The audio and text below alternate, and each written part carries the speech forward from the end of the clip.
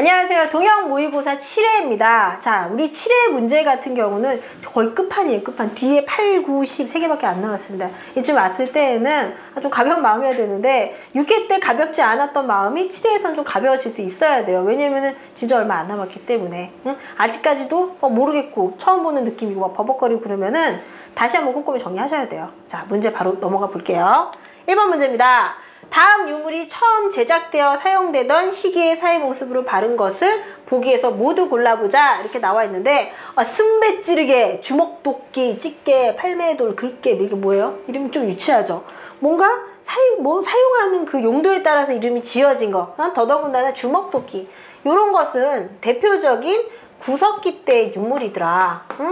구석기 때 유물이더라. 자, 그렇다면은 보기에서 구석기 때의 생활 모습으로 옳은 것을 찾아내면 되겠네요. 구석기 때는 자, 보기 가 사냥과 채집으로 경제를 영위하였다. 주로 사냥, 채집, 어로 이런 걸로 이동생활을 하면서 경제를 영위했죠. 그 다음에 나 동굴이나 바위 그늘에서 살았죠. 혹은 막집. 응? 집을 막 지었어. 안 예쁘게. 응? 그 다음에 다 빗살무늬 토기를 만들었다. 빗살무늬 토기는 언제예요? 신석기. 황해도 봉산 지탑리에서 탄화된 좁쌀이 발견되었다. 탄화미 같은 게 발견된 거는 청동기.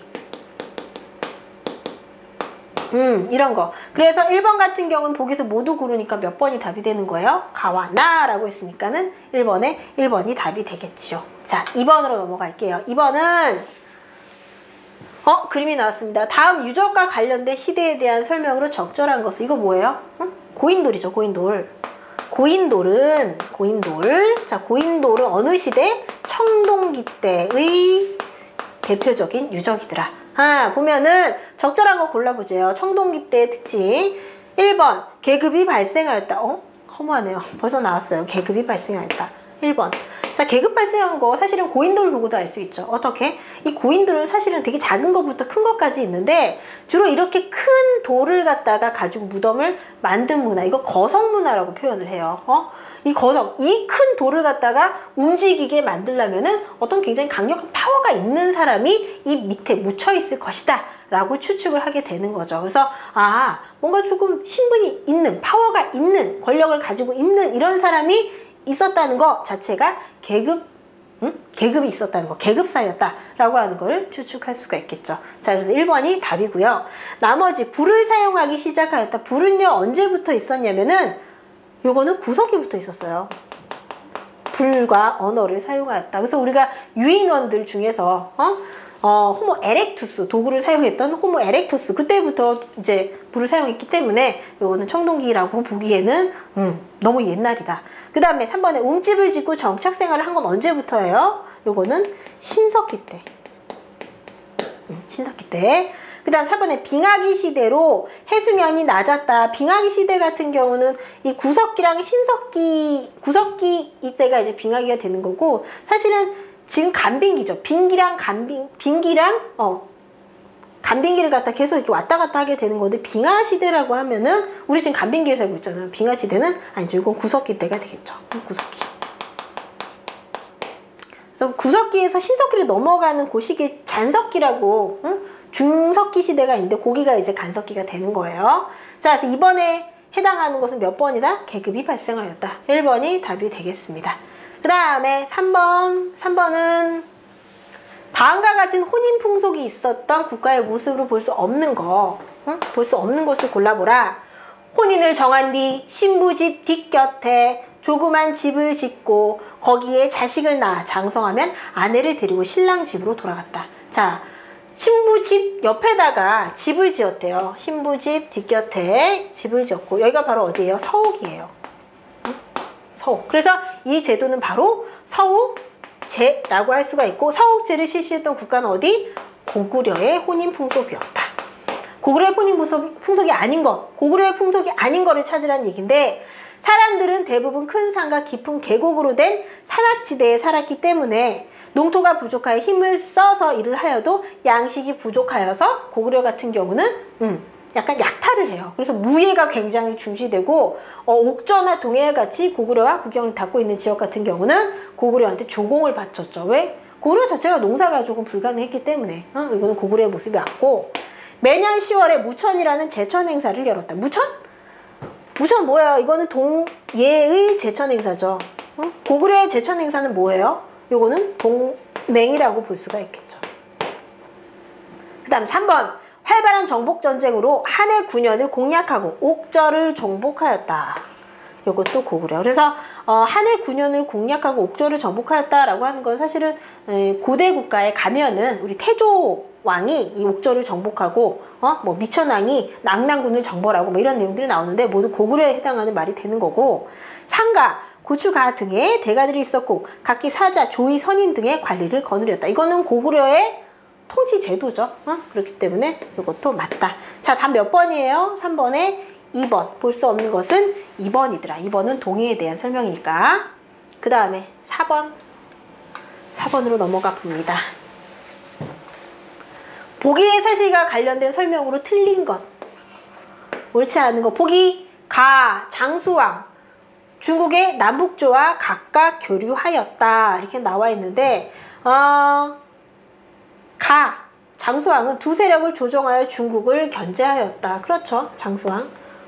장수왕 같이 업적이 굉장히 많고 영토를 크게 확장하고 이런 나라들은 그 주변에 있는 국가들한테도 굉장히 이런 영향력이 막강해요. 그래서 중국 남북조라고 하는 나라 자체가 요 시기가 좀 혼란 시기였었기 때문에 장수왕 같이 큰 이런 업적을 가지고 있는 왕 같은 경우는 교류를 하면서 좀 견제할 수 있는 그런 파워를 가졌다는 거. 그 다음 이번에 내무랑 왕의 칭호가 마립간으로 바뀌었다. 왕권이 강화된 것을 나타낸 것이다. 뭐 대군장, 왕의 이름이 바뀌었다라고 하는 거는 나의 위치나 지위 같은 거를 갖다가 조금 더 이렇게 업그레이드하는 거라고 볼 수가 있겠죠.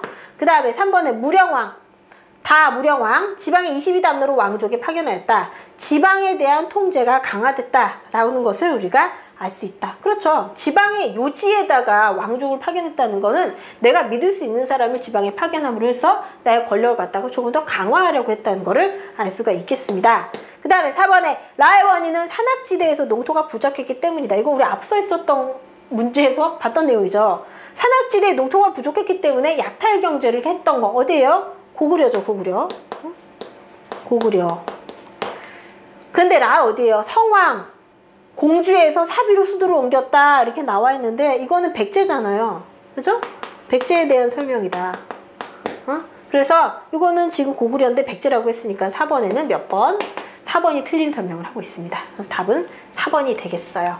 자, 5번 문제예요. 가야가 다음과 같은 역사를 가진 이유로 가장 타당한 것을 골라보자. 가야국은 모두 6개로 되어 있죠. 육가야. 자, 육가야로 되어 있는데 어떤 역사를 가지고 있냐 하면 2세기, 3세기경 경남 해안 지방의 금강가야를 중심으로 하는 연맹체가 발전하였고 5세기에 고구려가 낙동강 유역으로 진출하면서 금강가야는 큰 타격을 받게 되었고 5세기 이후 전쟁의 피해를 받지 않은 고령의 대가야로 그 중심이 이동되면서 연맹의 세력권이 재편되었다. 그러나 가야연맹은 532년 금강가야가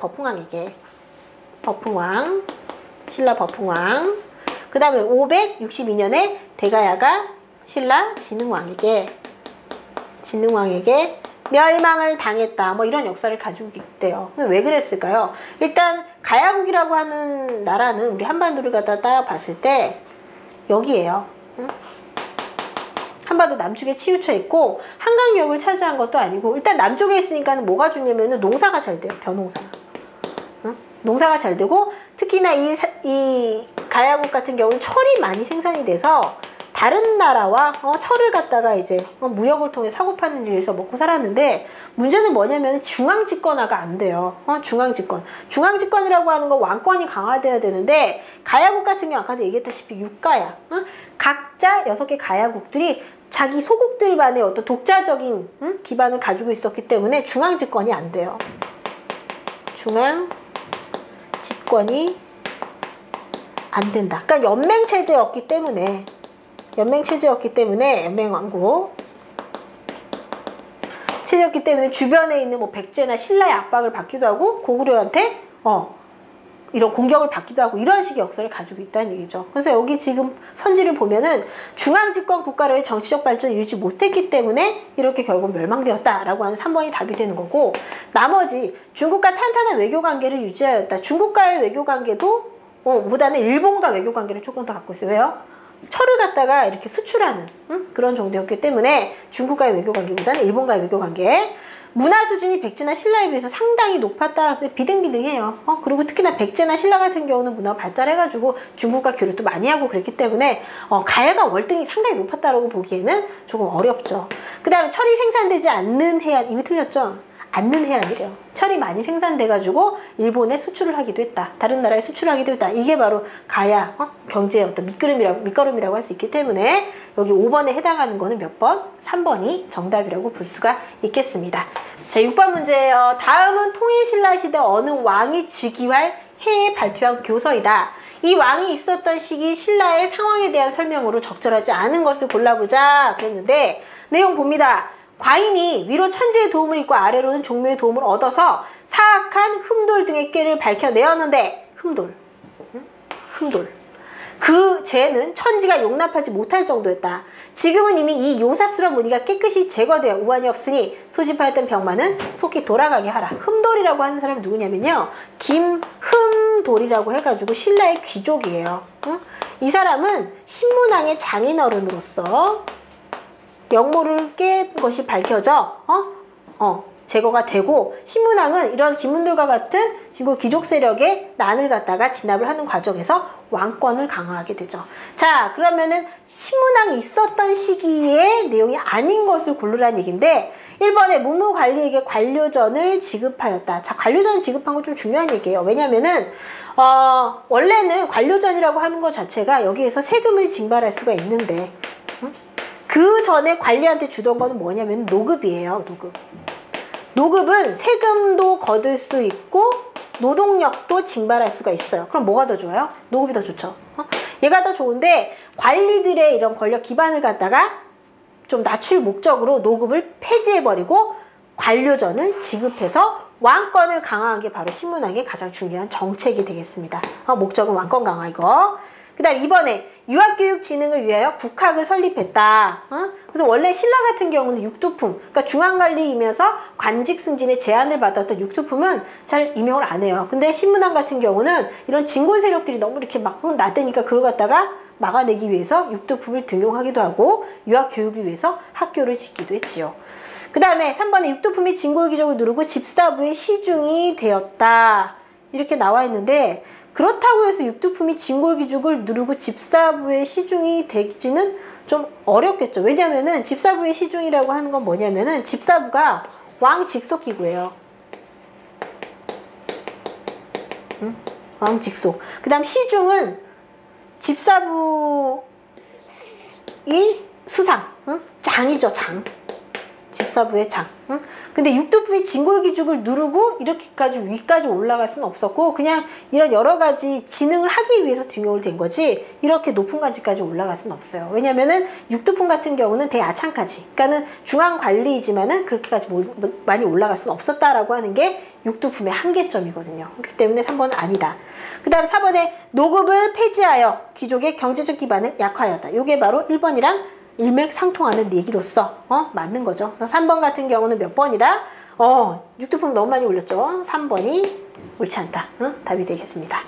자, 7번 문제예요. 이 자료를 토대로 학생들이 무신정권의 문제점을 지적한 것으로 옳은 것. 무신정권이라고 했어요. 어떤 시대? 고려시대. 아, 고려시대구나. 고려시대에 무신정변으로 정권을 잡은 정중부, 이의방, 이거는 의종이 사적으로 축적한 재산을 모두 나눠 가졌다. 정중부는 본래 욕심이 많고 천박하여 고리대업을 거리낌 없이 하였다. 시중이 되자 여러 곳에 큰 농장을 가졌다. 집안 하인들과 문객들도 권세를 빙자하여 횡포를 부려 수많은 사람들이 고통받았다. 못됐네요. 못됐어요. 그 다음에 최충원이 자택을 지을 때 민가 100여 채를 허물고 되도록 크고 화려하게 만들려고 하였다. 집둘레가 몇 리나 되었으며 규모는 대궐과 비슷하였다. 북쪽으로 전방에 향해 십자각이라는 별당을 지었다. 이 공상서 토목, 부역이 아주 심해 백성들이 원성을 자자했다. 자기 집 짓는데 이렇게 백성들 데려다가 막 썼단 얘기죠. 이걸 봤을 때 무신정권은 못됐어요. 어떻게 못됐냐? 1번 무신정권이 유지되는 동안 문신들은 등용하지 않아서 문신을 등용하기 위한 기구가 있어요. 어떤 기구? 서방이라고 서방이라고 하는 기구가 있어요. 서방. 서방 하니까 서방님 같네요. 응? 서방님. 그래서 서방이라고 하는 기관이 있어가지고 원래는 무신정권이 딱 들어섰을 때 이때는 칠시정권 이전이잖아요. 정중부, 이의방, 경대승, 이의민 이때까지는 중방이라고 하는 기관에서 권력을 갖다가 다 담당했었는데 최씨정권이 들어선 4대에 걸쳐서 60여 년간 이때에는 교정도감이라고 하는 곳에서 정치가 다 운영이 돼요. 그리고 최충원의 아들 최우가 자기네 집에다가 정방이라고 하는 것을 설치해서 인사권을 갖다 행사하죠. 어떤 관직에 누구를 앉힐 것인가. 지네 집에 앉아서 다 결정하는 거예요. 정방에서. 그리고 서방을 갖다가 만들어서 문신들의 자문을 얻기 위해 문신을 등용하기도 해요. 자, 그래서 이렇같이 서방, 천방, 교정도감 이런 거를 토대로 해서 정치를 갖다 운영해 나갔다. 그럼 그런 걸 봤을 때 문신을 등용하지 않았어라고 하는 건 서방이 있었기 때문에 아니다. 그 다음에 이번에 백성들의 민심을 얻기 위해 신분을 상승시켜 주었다. 민심에 관심 없어요. 뭔가 개혁을 하고 이런 것보다는 뭐에 더 관심이 있어 보여요? 자기 재산 축적하고 이렇게 막 뭐 불리고 이런 거에 관심이 있었기 때문에 민심을 얻으려는 정책은 쓰지 않았다는 거. 그 다음에 3번에 무신정권은 개인의 욕심을 채우기 위해 백성을 수탈하였다. 어떻게? 토목공사 부역을 갖다가 막 사람을 갖다 빼가지고 썼다는 얘기예요. 고래의 평화를 위해서 이민족의 무리한 요구도 수용했어 라고 하는 거. 이거는 이민족의 무리한 요구 수용한 거 누구였어요? 이자겸이죠. 이자겸이 게다가 평화를 위해서 그랬어요. 평화를 구하기 위한 게 아니라 자기 권력이나 욕심을 갖다 채우기 위해서. 뭔가 흔들리면 안 되니까. 자, 어쨌거나 7번에 해당하는 거 옳은 것은 몇 번이 되었어요? 3번. 무신정권들은 개인의 욕심을 채우기 위해서 백성을 수탈했어. 못됐어. 이게 답이 되겠습니다. 그 다음 8번으로 가시면 다음 사실들이 일어난 순서대로 바르게 나열한 것은 그랬어요. 위화도 회건, 가저법 실시, 우왕과 창왕 폐위, 명예 천령 이북당 요구 이렇게 나와 있는데 이것은 이제 고려 말 조선이 건국되는 과정이라고 볼 수가 있겠습니다. 조선 건국 과정, 조선의 건국 과정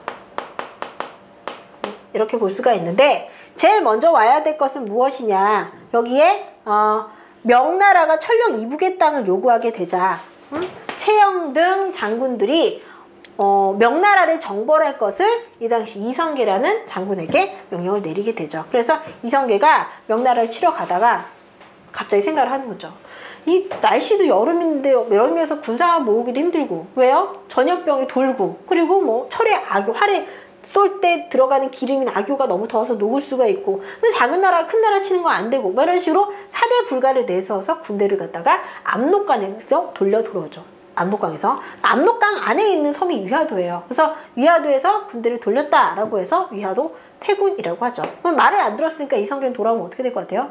죽겠죠? 그러니까는 이런 명령을 내린 사람들을 갖다가 먼저 제거를 하는 게 순서가 되겠지요. 그래서 우왕과 창왕을 갖다가 폐위시켜버리고 권력을 갖다 잡은 다음에 신진사대부의 경제적 기반을 갖다가 마련해 주기 위해서 과전법을 실시하게 되는 겁니다. 자, 그래서 8번에 들어갈 거는 뭐예요? 라, 가, 다, 나 라고 했으니까는 1번이 답이 되겠습니다. 그래서 과전법 실시한 다음에 뭐예요? 그 다음에 조선 건국하는 거죠. 수도는 어디? 한양으로 천도하고. 자, 그래서 8번에는 1번이 답이고, 자, 9번 문제예요. 다음 자료를 통하여 공통적으로 추론할 수 있는 역사적 사실을 골라보라는 문제예요. 보니까 의정부의 서사를 나누어 육조에 기속시켰다. 처음에 왕은 의정부의 권한이 막중함을 염려하여 이를 혁파할 생각이었지만 신중하게 여겨 서두르지 않았는데 이때에 이르러 단행하였다. 이렇게 나와 있네요. 지금 여기에 태종이라고 나와 있죠. 태종의 정책으로서 의정부를 서사에 나누어 육조에 기속시켰다. 이렇게 나와 있는데 원래 우리 조선의 중앙 이 정치를 갖다 보면은 왕 아래 의정부가 있어서 국정을 갖다가 총괄하게 돼요. 여기서 일단 의정부 아래 6조를 두어서 6조가 행정실무를 갖다 담당하게 되는데 이 행정실무를 담당하기 위해서는 사실은 왕은 의정부를 반드시 거쳐서 행정실무, 살림살이를 봐야 돼요. 근데 태종 같은 경우는 어떻게? 의정부의 권한이 막중함을 염려하여 의정부가 너무 세질까봐 혁파에 생겼지만 시주가 여기에 서두르지 않았는데 이때 이르러 단행하였다. 의정부를 거치지 않고 왕이 직접 육조를 갖다가 담당하는 형태의 정치를 하게 되는 거죠. 이게 바로 육조 직계제가 되겠습니다. 육조 직계제. 그 다음에 밑에 보면은 상황이 어려서 무릇 좋지 않은 바는 모두 대신에게 맡겨 논의 시행하였다. 지금 내가 명을 받아 왕통을 계승하여 궁국 사무를 어울러 모두 처리하며 조정에게 제도를 모두 복구한다. 지금부터 형조의 사용수를 제외한 모든 서무는 육조가 각각 그 직무를 담당하게 한다. 육조가 왕 밑에 바로 있다니 이것도 육조 직계죠. 이 공통점은 뭐냐면은 육조 직계죠. 그러니까는 왕이 육조를 갖다 다 담당하는 형태예요. 태종이나 세조나 이거 앞서도 있었는데 정상적인 이 순서에 의해서 왕이 된 게 아니라 왕위를 찬탈했죠. 왕위를 난을 통해서 찬탈이라고 보기는 좀 그렇고 찬탈 맞죠 사실은. 찬탈처럼 그러니까 왕을 갖다 자기 순서가 아닌데 가져왔기 때문에 왕권을 강화하는 데 굉장히 많은 노력을 하게 되는 거죠. 자, 그래서 왕권 강화를 위한 조처로 육조 직계제를 실시하게 됨으로써 거기에 해당하는 거 선지에서 골라보면 1번에 지편전을 설치하고 경연을 활성화하였다라고 하는 거 이거 세종의 정책이죠. 지편전이라고 했으니까. 그 다음에 2번에 의정부를 중심으로 재상 중심의 정치가 이루어졌다. 이거는 의정부 육조 직계제가 아니라 의정부 서사제에 대한 설명이다. 육조 끼고 하는 거 이게 의정부 서사제거든요. 그 다음에 3번에 3사의 기능이 강화되어 권력의 독점이 방지되었다. 3사의 기능이 강화되면 왕권이 견제되는 역할을 하고 있긴 하지만 이거는 지금 3사에 대한 역할이 아니라 의정부에 대한 얘기를 하고 있는 거기 때문에 해당하지가 않죠. 그리고 3사의 역할이 강화될 수가 없는 게 이때는 왕권이 강화됐기 때문에 왕권 견제 기구가 높아질 수가 없는 거예요. 그래서 아니다. 그 다음에 4번에 6조에서 바로 국왕에게 사안을 올려 사안을 시행한 6조 직계제에 대한 설명이다 라고 했으니까는 9번에는 4번이 답이라고 할 수가 있겠습니다. 자, 10번 문제예요. 다음은 고려시대부터 조선시대까지 일본과의 관계에서 일어난 일들이다. 순서대로 배열한 것은 고려시대부터 시작이 됐네요. 고려시대부터. 자, 임진왜란, 삼포회란, 애동맞벌 국교 재개 요청, 이성계의 화력으로 외국 역태, 이종무의 쓰시마섬 정벌 이렇게 나와 있는데 사실 여기 고려시대에 들어가야 되는 건 사실 하나밖에 없어요. 뭐요? 이성계가 활약했다. 이성계는 사실 조선을 세운 왕인데 왕이 직접 나가서 활약해서 외구를 격퇴하게 된 거는 이성계가 아직 왕이 되기 전 고려 말 신흥 무인 세력일 때 했던 활동의 내용이기 때문에 라가 첫 번째가 되겠습니다.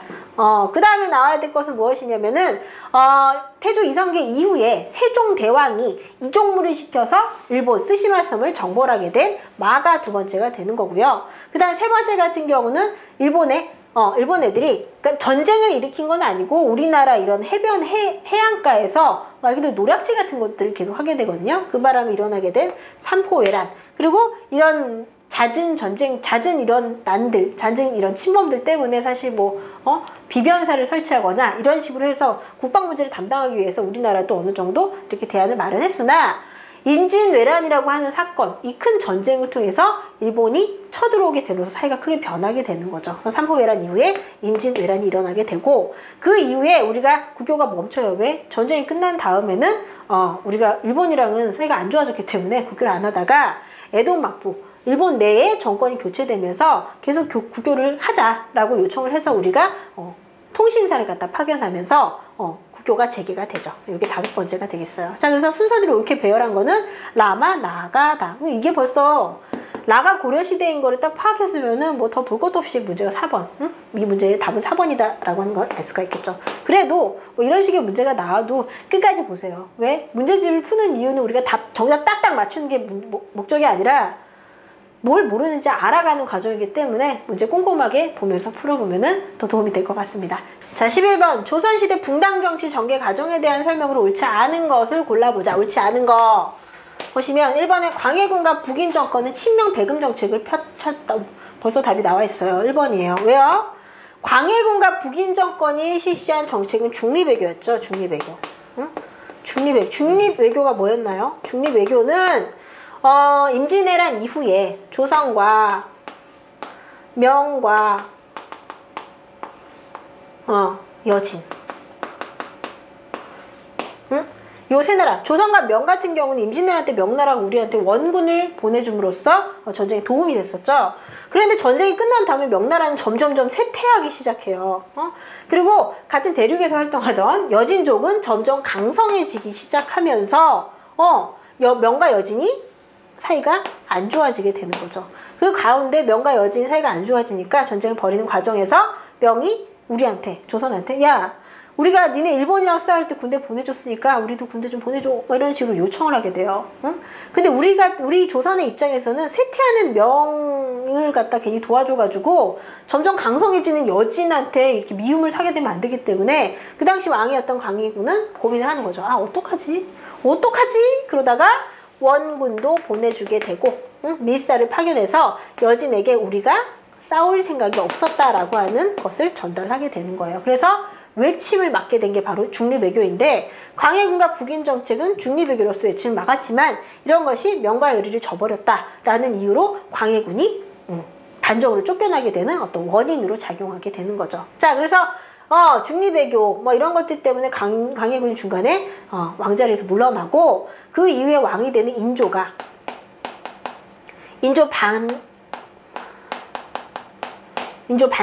반정인데 인조 반정을 통해서 친명 배금 정책을 실시하게 되는데, 명이랑 친하고 금을 갖다가 배척하는 정책, 이거 뭐예요? 명이랑 친하고 금을 배척하면 이 여진이 나중에 금이 되거든요. 후금을 갖다 건국하고 나중에 청으로 국호를 바꾸게 되는데, 이렇게 잘 나가는 애랑 사이가 안 좋아지게 되면은 결국 후금이 어떻게 하겠어요? 쳐들어오게 되겠죠. 그래서 이런 친명 배금 정책 때문에 우리나라에 금나라가 쳐들어오는 정묘호란이 발생하게 되는 거죠.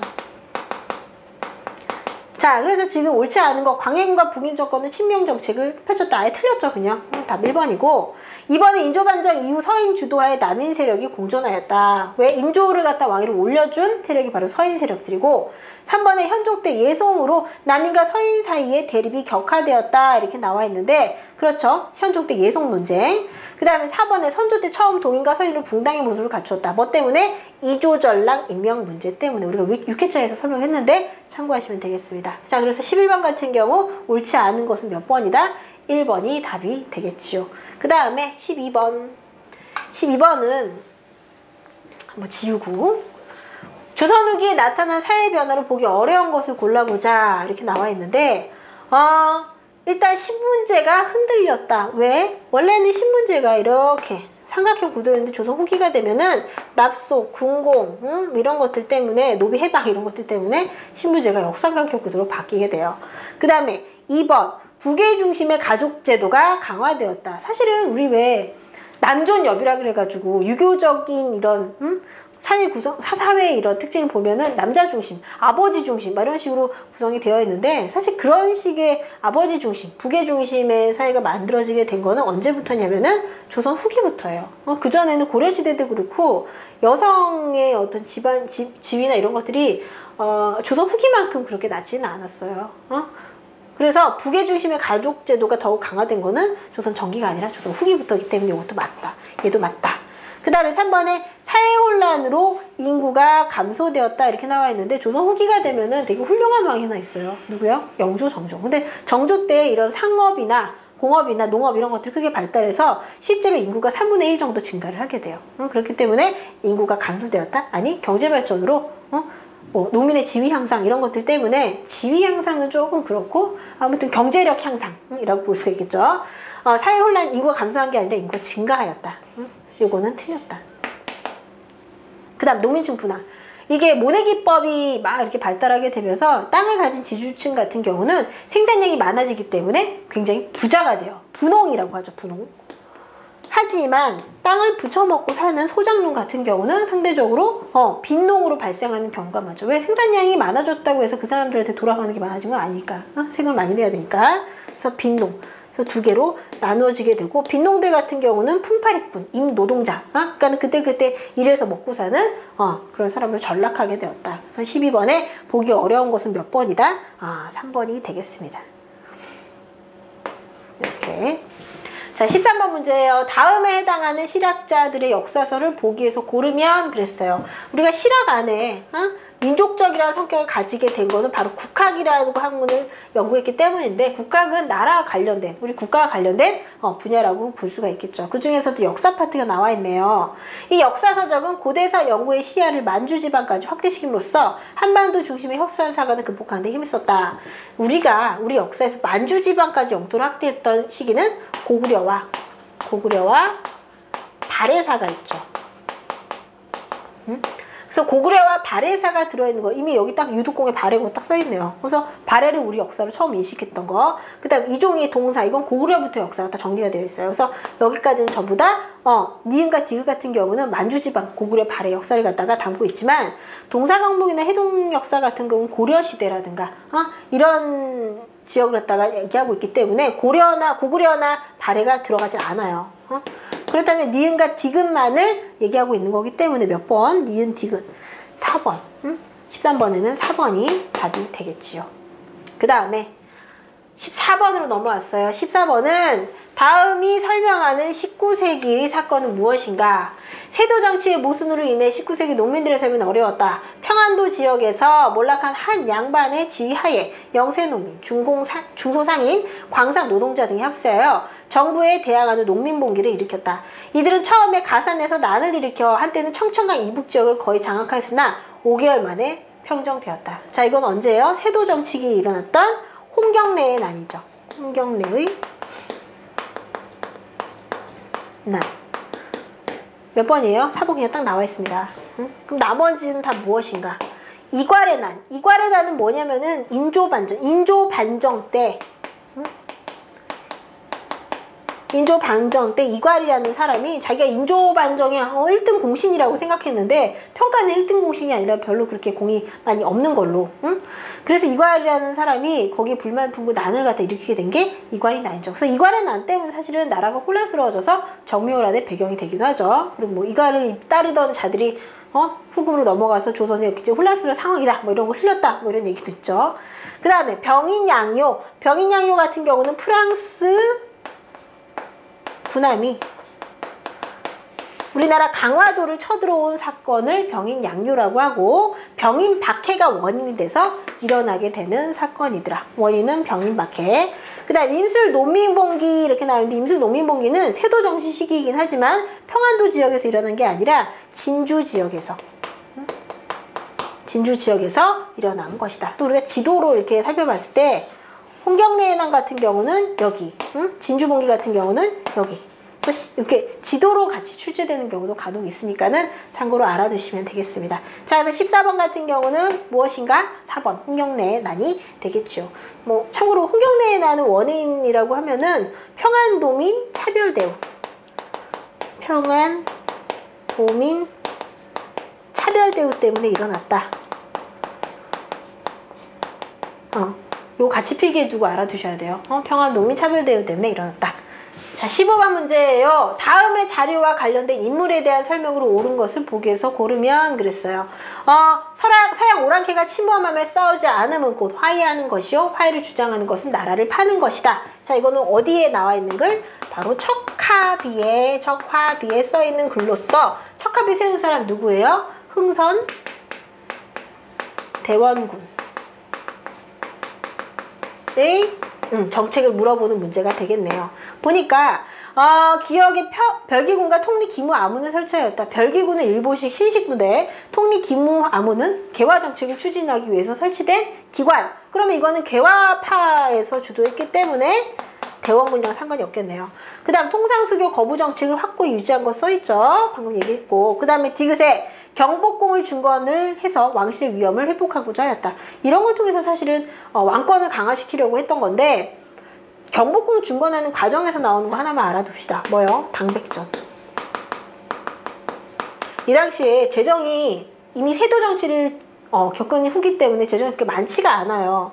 그래서 돈을 갖다가 궁전을 다시 세우려고 하는데 돈이 없으니까 당백전이라고 하는 걸 발행하게 됐는데, 당백전은 그 당시에 사용하던 상평통보라고 하는 돈의 한 100배 정도의 가치를 가지고 있어요. 그러면은 갑자기 우리가 쓰고 있는 돈에서 되게 높은 단위 돈을 나라에서 막 찍어내버려. 그러면은 이 돈이 되게 많아졌기 때문에 물가도 같이 올라가게 되겠죠. 인플레이션. 그래서 당백전을 발행했다. 경복궁 중건이랑 관련이 있는 거니까는 기억을 해주셔야 될 것 같습니다. 어쨌거나 맞다.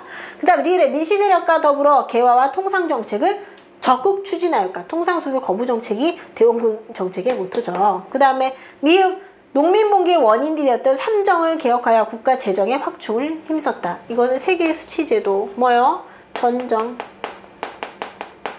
군정, 항복.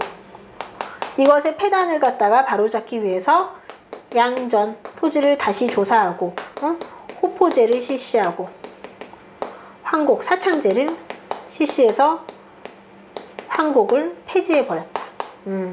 이렇게 이어지게 되겠죠. 자, 그래서 이것도 맞는 거니까 답은 니은, 디귿, 미음, 니은, 디귿, 미음 4번. 골라보니까 4번이 답이 되었습니다. 자, 16번 문제예요. 다음 글의 빈칸에 들어갈 지명을 순서대로 나열하면 이렇게 나와 있어요. 이 글에 들어갈 거 일본과 맺은 강화도 조약으로 조선은 부산, 제물포, 원산 세 항구를 개항하고 통상을 허용하였다. 이 세 항구 중 정치적 목적으로 개항하게 된 거는 여기는 한강으로 들어가야 되기 때문에 인천이 되겠죠. 뭐 지도를 갖다가 간략하게 그리면은 여기가 인천, 여기가 부산, 여기가 원산이거든요. 그래서 여기 한강을 타고 들어오면 서울로 올 수 있기 때문에 인천을 갖다가 인천 제물포를 얘기하고 있는 거예요. 제물포. 여기를 거슬러 올라오게 되면은 한강, 서울을 장악할 수 있기 때문에 정치적 목적이라고 볼 수가 있고 이거 기억. 그 다음에 군사적 목적. 군사라고 하는 거는 이 일본이 우리나라를 장악한 건 대륙을 진출하기 위해서였어요. 그렇기 때문에 어디? 북한에 가장 가까운 원산. 이쪽으로 올라가기 위해서 원산, 군사. 여기는 군사. 그 다음에 부산에서 일본까지는 굉장히 가까워요. 그렇기 때문에 여기 부산 같은 경우는 여기에서 여러 가지 물자를 다 철도로 실어와가지고 일본으로 가져가기 위해서 경제적 목적으로 디귿. 이렇게 되는 거죠. 자, 그래서 여기에 해당하는 거 몇 번이에요? 부산, 원산, 제물포, 원산, 부산 이렇게 됐네요. 제물포, 원산, 부산 어디예요? 답은 4번이 되겠어요. 4번. 여기. 맞죠? 자, 17번 문제예요. 1860년대 전개된 위정척사운동에 대한 설명으로 옳은 것을 골라보자. 위정척사운동 한번 정리하고 갑니다. 위정척사운동은 바른 것은 지키고 바른 것이라고 하면은 우리 것. 우리 것. 바른 것은 지키고 그른 것. 그른 것은 외국 것. 그런 것은 배척한다. 뭐 이런 취지의 운동이라고 할 수 있는데 그러면 개화나 개항에 대해서 굉장히 반대하는 입장이겠죠. 그래서 내친김에 위정 척사운동을 시기별로 정리를 하고 가보도록 할게요. 1860년대, 1870년대, 1880년대, 1890년대 자 이런 식으로 순서가 나오게 되고 1860년대 같은 경우는 병인양요나 신미양요가 일어나게 되면서 우리가 외국에 들어오게 되는 거를 모두 반대하면서 약간 좀 싸우죠. 싸움을 벌이게 됩니다. 평화는 하지 않고 척화 전쟁을 하겠다. 주전론. 그래서 이런 식의 정책은 그 당시에 대원군이 집권하고 있었기 때문에 통상 수교 거부 정책의 일환으로 일어나게 되고 대원군이 물러가는 시기 1873년이 된 70년대 같은 경우는 1876년 강화도 조약이 맺어지게 되면서 거기에 또 반대하는 운동이 일어나는 거죠. 개항 반대. 개항하는 거 싫어한다. 뭐 이런 것들. 그 다음 1880년대가 되면은 우리나라 이제 러시아를 견제하기 위해서 우리가 어떻게 할 것인가를 담은 책, 뭐 조선칙략, 조선칙략이 들어오게 되면서 영남 지역에서 이제 막 거기에 반대하는 상소를 올리는 유생들의 활동이 일어나게 돼요. 뭐에 반대하는 거? 개화에 반대하는 거. 개화에 반대하면서 무슨 사건? 영남 만인소 사건. 만인소. 영남 지역에 유생들 10,000명이 만인소 상소를 올렸다는 뜻이에요. 영남 만인소. 그 다음 1890년대가 되면 이때는 이제 1895년부터 94, 95년 뭐 왕비가 피살을 당하고 이런 식으로 일이 일어나기 때문에 일본에 반대하는 운동이 본격적으로 일어나게 되죠. 항일 의병운동. 이유 그러니까 다. 그래서 우리 위정적 싸움도 이렇게 정리해봤고 여기 해당하는 거 찾아볼게요. 최익현과 유인석을 중심으로 벌어진 거는 사실은 을사의병이에요. 을사의병. 의병활동 몇 년대라고 했어요? 여기라고 그랬죠. 90년대라고 했으니까 여기에 가. 이렇게 들어가는 거고 이만손이 주도한 만인소운동 80년대니까는 여기에 그 다음 당시 집권층의 대외 정책과 노선은 함께하였다. 어떤 거? 통상수교 거부 정책. 대원군 있죠 여기. 대원군이라고 했으니까는 여기에 그 다음에 병인 양요와 신미 양요로 서양에 대한 배척 기운이 높아지면서 척합의를 막 건립하고 그랬죠. 이것도 대원군이니까 1860년대에 들어갑니다. 그래서 17번 같은 경우는 몇 번? 다와 라라고 했으니까는 2번이 답이 되는 거예요. 위정축사운동 정리 한번 해주세요. 자, 18번으로 넘어갑니다. 18번. 강화도 조약 이후 실시한 개화 정책으로 옳은 것을 모두 골라보자. 보니까는 신분제 폐지, 통리 기무화문 설치, 토지의 균등 분배, 일본의 수신사 파견. 조약이 맺어졌어요. 외국이랑 처음으로. 그럼 이제부터는 본격적으로 외국의 발전된 문물을 받아들여야 되는데 그러기 위한 일단 기관이 먼저 필요해요. 그래서 통리 기무화문 설치하고 먼저 근대화를 이룬 일본의 수신사를 3차례 파견해가지고 거기에 어떤 돌아가는 발전 상황을 보고 왕한테 보고하는 형태로 개화 정책이 실시되게 되죠. 자, 신분제가 폐지된 건 언제예요? 갑오개혁 때. 갑오개혁 때이기 때문에 이게 강화도 조약 자체가 1876년인데 신분제가 폐지된 거는 1894년이죠. 그렇기 때문에 거의 20년 가까이 흐른 후여서 그리고 토지의 균등분배 같은 경우는 우리가 일제 강점기 때 균등분배 일어나지 않아요. 그렇기 때문에 18번에 해당하는 거는 몇 번? 니은과 리을 4번. 옳은 것으로 연결된 거는 4번만 답이 되겠습니다. 자, 19번 문제예요. 다음과 같은 현상으로 나타난 결과에 저항한 경제적 구국운동으로 가장 적절한 것을 골라보자 그랬는데 조정상미수령 무역장정으로 청상인들이 계양작 방 내륙까지 진출하게 되자 최애국 규정에 따라 다른 나라 상인들도 내륙에 진출할 수 있게 되었다. 조청산미수령 무역장정 같은 경우는 뭐냐면은 조선과 청나라가 약속을 했어요. 청나라 상인들이 조선의 육지에 와서 장사할 수 있다는 내용이에요. 그러면 이거 되게 좋은 거잖아요. 우리나라 내륙까지 다 들어오고. 일본 같은 경우는 계양장까지. 그러니까는 항구가 열려있는 곳에서 뭐 10리, 50리 뭐 이렇게까지밖에 못 들어오는데 청나라 상인들 막 다 들어오는 거야, 내륙까지. 이렇게 진출할 수 있게 되니까 최애국 규정, 최애국이라고 하는 거는 가장 좋은 혜택을 주는 국가라는 뜻이거든요. 이를테면 우리가 A와 B, A라는 국가는 최애국 관계고, 최애국. B 국가는 최애국이 없어요.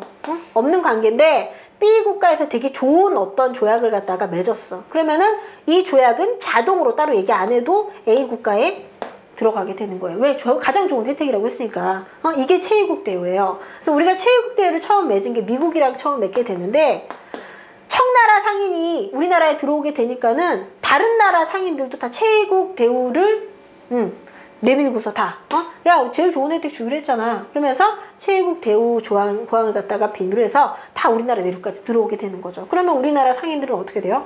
물건이 우리나라 안에서 생산되는 것만 팔아도 먹고 살만 할까 말까 막 이런데 다른 나라 물건들도 들어오게 되니까는 완전히 물건을 팔 수 있는 그 시장이 좁아지게 되는 거잖아요. 너무 많은 상인들이 생기니까. 그래서 우리 상인들이 단체를 조직해서 철시를 하거나 시장 문을 닫고서 시위를 하거나 뭐 이런 활동으로 경제 구국을 하려고 노력을 했었다. 답은 3번이에요. 그 다음 방공력은 뭐냐면 곡식이 밖으로 유출되는 것을 금지하는 명령인데 이거는 우리가 일본과의 관계, 조일, 통상장정. 장정에서 쌀을 무제한으로 유출하기로 약속했어요. 그러니까 일본에다가 쌀을 갖다가 무제한으로 그냥 파는 거예요. 우리가 먹을 게 없어도 일본에 파는 걸로. 근데 진짜로 우리가 먹거리가 부족한데 쌀을 무제한으로 팔기로 했기 때문에 계속 팔아야 되는 상황이 발생했죠. 그러니까는 먹거리가 없을 때 우리나라 뭐 함경도, 항해도 이런 식의 관리가 야 곡식 팔지 마, 밖으로 나가지 못하게 해 라고 명령을 내리게 된 게 방공령이에요. 근데 우리가 방공령 내리니까 일본이 막 항의하는 거죠. 야 무제한으로 팔기로 해놓고서 왜 금지를 시켜? 라고 하니까는 우리 정부에서 우리가 먹을 게 없으니까 팔 수 없어 라고 해야 되는데 어떻게 하냐면 일본한테 사과를 하죠. 미안해. 응? 라고 하면서 배상금을 지불하게 돼요. 어쨌거나 방공령을 선포했다라고 하는 건 조선과 일본과의 관계에서 알 수 있는 것이고, 국제보상운동은 뭐냐면은 우리나라가 일본에 의해서 여러 가지 시설들이 계속 만들어지게 되는데, 일본이 그 시설을 만들 때 들어가는 비용을 전부 우리가 빚을 진 걸로. 그래서 우리 빚이 무려 1,300만 원. 1,300만 원이면은 대한제국이 1년 동안 사용할 수 있는 재정의 규모라고 볼 수 있는데, 1,300만 원의 빚을 지게 되고, 이것을 갚기 위해서 국민들이 돈을 내자, 뭐 이런 취지로 일어나게 된 운동이었죠. 실패합니다. 통감부의 방해로.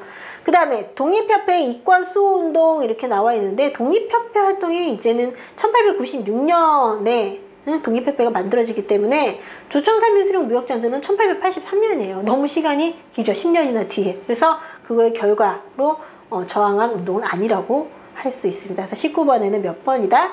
3번이 답이 되겠습니다. 그 다음에 20번.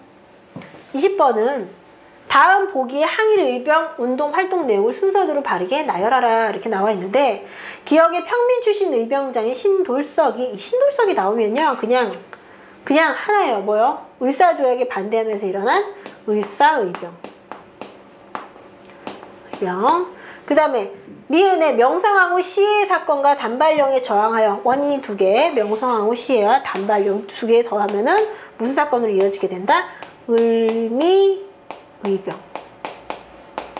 이게 을미사변입니다. 그 다음에 13도 창의군을 조직하여 서울 진공작전을 시도하였으나 일제의 방해로 뜻을 이루지 못했다. 이거는 정미의병. 그 다음 일제의 남한 대토발 작전으로 세력이 약화되자 만주와 연해주로 이주하여 독립전쟁을 지속하였다. 이거 지금 의병활동이 다 끝나고 난 다음에 1909년 이후의 사건이라고 할 수가 있겠죠. 그럼 순서대로 하면 제일 먼저 와야 되는 게 이것이 1번. 그 다음에 을사의병이 2번. 정미의병이 3번. 그 다음에 남한 대토발 작전, 이것이 4번이라고 할 수가 있겠습니다. 그래서 20번 같은 경우는 몇 번이 답이 되냐? 1번 뭐예요? 니은이니까는 니은, 그 다음이 기역, 그 다음이 디귿, 리을. 2번이네요. 20번에는 2번이에요. 자, 21번 문제예요. 종교정책에 대한 정에 관한 설명으로 옳지 않은 것을 골라보자. 그런데 일본이 종교라고 하는 게 사상을 통합하고 우리 민족의식을 막 붙돋는 막 그런 활동을 했기 때문에 종교활동을 그렇게 막 자유롭게 놔두지 않습니다. 그래서 보면은 사찰령, 불교에 대한 거, 불교를 통제하기 위해서 주지승려의 권한을 강화하는데 주지승려를 자기네들이 임명해요. 그렇기 때문에 통제했다. 이거는 맞는 거고, 이번에 천도교는 이름이 동학이거든요, 원래. 근데 이름을 바꾼 거예요. 근데 동학 같은 경우는 뭐 신문을 발행하거나 독립운동을 하거나 이런 식의 사회활동을 굉장히 많이 했고요. 경제자립과 민족 실력 양성을 위한 신문 발행, 여기 활동 맞다고 볼 수가 있죠. 3번에 개신교의 남장로 선교회는 일제 말기에 신사참배를 거부하는 운동을 벌였다. 이 선교회 활동, 이것도 항일의병이죠. 일제 말기가 되면 우리 30년대 뭐 이때인데, 신사참배라고 하는 거는 일본에서 우리나라 침략한 사람들을 이렇게 막 나도 사당이잖아요. 근데 거기에 자꾸 절하라고 하니까 그거에 좀 반대하는 운동을 많이 하였다. 그리고 개신교 자체가 기독교인데 우상숭배 안 하잖아요. 그죠? 그 다음에 4번에 만주의 근거지를 마련한 대종교는 항일운동단체인 의민단을 조직하는 동시에, 의민단 자체가 천주교가 만든 거고, 복벽주의를 주장하였다. 복벽주의 같은 경우는 뭐냐면은 다시 뭘로 돌아가자? 왕정으로 돌아가자. 복고운동이에요. 그렇기 때문에 안 맞다. 그래서 이거는 이제 대종교 같은 경우는 우리 나철이나, 나철이라는 나인형이라고도 표현하기도 하는데, 나철이라는 인물이 중심이 돼가지고 사실은 항일 독립운동, 그래서 북로 군정서군이라고 하는 군대를 갖다 조직해서 김자진 장군이 중심이 된 청산리 대첩 뭐 이런 것들에 큰 기여를 하게 되는 거죠. 그래서 21번에 대해서 옳지 않은 거는 몇 번이다? 4번. 다 틀렸죠? 그 다음에 22번. 22번은 일제 남면 북양 정책이 실시된 목적으로 옳은 것을 골라보자. 자, 1번 한국이 자본의 성장을 막고자. 남면 북양은 뭐냐면 남쪽에는 면화를 재배하고 북쪽에는 양을 사육하는 거예요. 그런데 이 정책을 실시한 거는 뭐냐면은 일본에서 지금 당장 뭐 공업이나 이런 것들이 막 활성화되고 농업이 좀 쇠퇴하고 있는 상태였거든요. 농업을 남면 북양이라고 하는 거는 공업은 아니잖아요. 뭐를 사육하고 재배하는 거니까.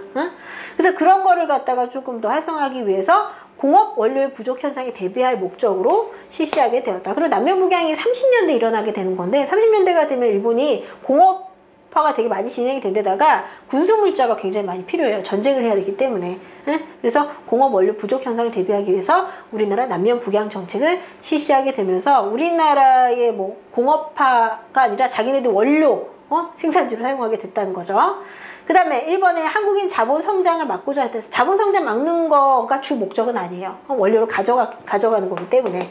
그 다음에 일본 본국의 식량 문제를 해결하기 위해서 실시한 거는 삼미증식 계획. 증식 계획이다. 그 다음에 4번에 한국이 소작농의 경작권을 법적으로 보장하고자 했다. 소작권을 보장한 적은 없어요. 오히려 소작권을 무시하고서 토지 조사 사업을 실시해서 농민들이 반발을 하게 되는 그렇기 때문에 보장을 한 적이 없습니다. 몇 번이에요? 답이 2번이네요. 22번에 2번이더라. 자, 23번으로 넘어갈게요. 23번. 다음의 사건을 전개된 순서대로 바르게 연결한 것은 보니까는 가 28 독립선언, 대한민국 임시정부 수립, 제합리 사건, 국민대표 회의 개최 이렇게 나와 있죠. 자, 이제 보면은 제일 먼저 와줘야 하는 것이 무엇이에요? 3.1운동의 어떤 3.1운동을 기준으로 봤을 때 3.1운동의 원인이 되는 28 독립선언, 그리고 3.1운동에 대해서 일제가 어떻게 대항했는가? 제합리 사건으로 무력으로 대항을 했죠. 그죠? 자, 그 다음에 와줘야 되는 게 뭐냐면은, 뭔가 조직체, 3.1운동 이후에 조직적인 게 필요하다는, 의견이 막 여기저기서 나오게 되면서 정부가 수립이 됩니다. 임시정부가 수립이 되고, 임시정부 활동이 서로의 이런 생각 차이 때문에, 합의를 이루지 못하게 되자, 국민대표회의를 개최해서 합의에 이루고자 노력을 했었다. 자, 순서 뭐예요? 가다, 나라. 2번이네요. 가다, 나라. 2번. 23번은 2번입니다. 그 다음 24번. 24번은 다음 내용과 직접적으로 관련된 역사적 사실만을 모두 골라보자. 첫 번째, 임시민주정부의 수립. 그 다음에 미영, 중소 4개의 신탁통치 실시. 이거는 뭘까요? 이것과 관련이 된 거는 신탁통치를 실시하겠다라고 하는 거 뭐예요? 모스크바 상국 외상회의죠. 상국 외상 회의의 결과, 이렇게 결론이 나게 된 거. 여기 하나 더 있어요. 뭐요? 미소 공동위원회를 설치하자라고 하는 거. 자, 그래서 여기 해당하는 거 보면은 외상회의를 갖다가 실시한 결과로 요걸 갖다가 하게 된 거죠. 미소 공동위원회를 개최하는 거, 요거까지 다 해서. 자, 그렇게 됐는데, 그렇게 되니까는 사람들이 뭐? 여태까지 통치를 일본한테 받았는데 또 통치를 하겠다고? 나는 반대, 나는 싫어 라고 하면서 반탁. 아니다. 정부를 갖다 수립하는 거 도와준다고 하니까 일단 우리도 좀 많이 혼란스러운 거 맞잖아 라고 하면서 찬탁으로 나누어지게 되죠. 자, 찬탁을 주장하는 팀을 우리는 좌익, 그 다음 반탁을 주장하는 팀을 우익이라고 하는데, 이 좌익과 우익의 대립이 굉장히 격렬하게 일어나게 됩니다. 그래서 지금 24번에 관련된 거는 몇 번이 될까요? 여수 순천의 11.9 사건, 우익과 좌익의 대립, 미소 공동위원회 개최, 대한민국 정부 수립 이렇게 나와 있는데, 직접적인 사건이 되는 거는 뭐가 될까요? 우익과 좌익의 대립을 써놨죠. 그 다음 미소 공동위원회 아예 해당이 되니까, 그래서 니은과 디귿 3번이 답이 되겠죠. 여순 사건 같은 경우는 결과적으로 이런 모든 회의 내용들이 잘 이루어지지 않아요. 그래서 남한만 정부를 수립하는 걸로 결론이 유엔에서 나게 되는데, 거기에 반대하는 사람들을 진압하라고 군대에 명령을 내리게 되자 군대 내에서 일어난 난이 여순 사건이에요. 그러니까 전부 더 뒤로 가야 되는 거고, 정부 수립은 이런 혼란스러운 사건이 모두 일어난, 그거 다 끝난 48년도에 일어난 거기 때문에 직접적이라고 볼 수는 없죠. 아예 관련성이 없는 건 아니지만 여기 좀 직접적이라고 언급이 됐기 때문에 정답은 직접적인 니은과 디귿만 해당이 되겠습니다. 자, 25번 문제예요. 반민특위 활동에 대한 설명으로 옳은 것을 모두 골라보자 그랬는데, 반민특위는 대통령 직속 기관으로 구성된 관련의 핵심 기구였다. 이거 아니죠. 왜요? 대통령이 반민특위를 좋아하지 않아요. 직속기구였다면 좋아할 리가 없죠. 자기가 필요해서 만든 게 아니라 어떤 이런 야당이라든가 국민들의 어떤 요구에 의해서 만들어졌고, 대통령은 반민특위 활동을 갖다가 제재하죠. 이 당시 대통령이 누구예요? 이승만. 이승만 대통령이 반민특위를 갖다가 해산을 시키고 막 습격을 하고 이런 걸 통해서 사실은 친일 정리가 안 되게 반민특위 활동이 이승만 정부에서 이거 갖다가 좀 적극적으로 수행하지 않았기 때문에 지금까지 문제가 되고 있는 거죠. 어쨌거나 핵심 기구는 아니다. 니은의 화신재벌의 총수인 박흥식, 독립운동가를 고문했던 노덕술 등이 체포됐는데 곧 그냥 풀려나요. 풀려나서 요거는 일단 맞고요. 디귿의 반민족 행위 처벌법의 시행으로 많은 친일파들이 처벌을 받는 성과는 없어요. 왜냐면은 이런 사람들 박흥식이나 뭐 노덕술 이런 사람들이 체포가 됐지만 한 보름 정도 구류가 돼 있다가 풀려나게 되고, 왜냐면은 그 사람들 여기 지금 반민특위에 해당하는 사람, 거기 조사 대상이 되는 사람들이 거의 다 친일 행적이 있는 사람들인데, 많은 자본가들이나 이런 사람들이, 자본가들도 그렇고 집권층들도 이렇게 친일로 돌아가는 사람들이 많았기 때문에 사실상 시행이 되기가 조금 어려웠죠. 그래서 처벌을 받는 성과가 없었고요. 이승만 정부는 경찰 고위급 간부들이 연행되자 반민특위 활동에 비협조적이 되었다. 요거는 지금 기억이랑 약간 좀 연관지어서 볼 수가 있겠죠. 자, 그래서 리을이라고 하는 4번. 4번이 답이 되겠습니다.